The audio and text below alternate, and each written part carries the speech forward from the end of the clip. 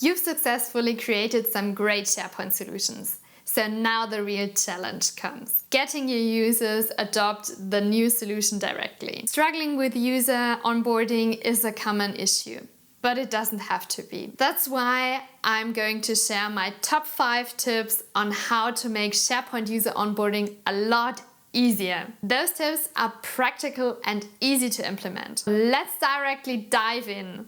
My first tip is involve the end users in the process as early as possible. Give them the feeling that they are heard, that you are aware of their challenges, aware of their needs. Make clear that the solution is developed according to their needs, according to their wishes. Give them the feeling that the solution will really help them to overcome their current challenges, to make their everyday lives a lot easier. This way they will know what to expect, when to expect, and they will look forward to the solution.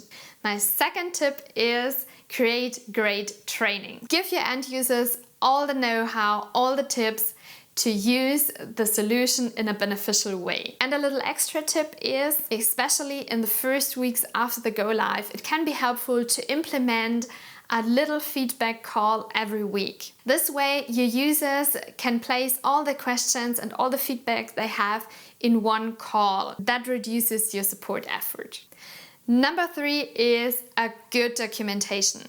Sounds super simple, but is a lot of effort. Create good step-by-step introductions. Create videos which show how the features work and keep them updated.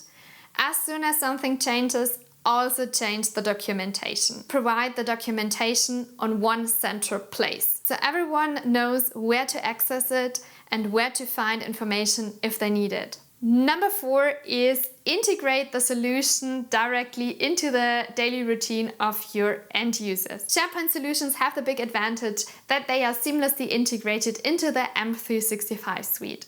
So make use of all the tools you have and integrate them in your workflows. And what's even more important, integrate your SharePoint solution into Microsoft Teams. In doing so, you give the end users the possibility to work in a tool they are already used to. They don't need to use the tool as an island solution. That makes them the change process a lot easier. My last tip is use feedback loops. Ask your end users what they like about the solution, what they don't like about the solution, which features can be improved, and update your solution. Take the feedback into account and make a continuously improvement. That gives the users the feeling that they can influence the solution, that they can influence the development process, and that they are part of it. They don't need to use a solution which doesn't help them 100%. With these tips, you have all the tools at hand to make the next onboarding process of your SharePoint solution outstanding. This will increase user adoption and will give your end users the chance to work productively with the tool as quick as possible. If you have any questions about the topic, feel free to drop them in the comments below. And if you want to know more about how to build smart SharePoint solutions, don't forget to subscribe to our channel. Thanks for watching. See you in the next video.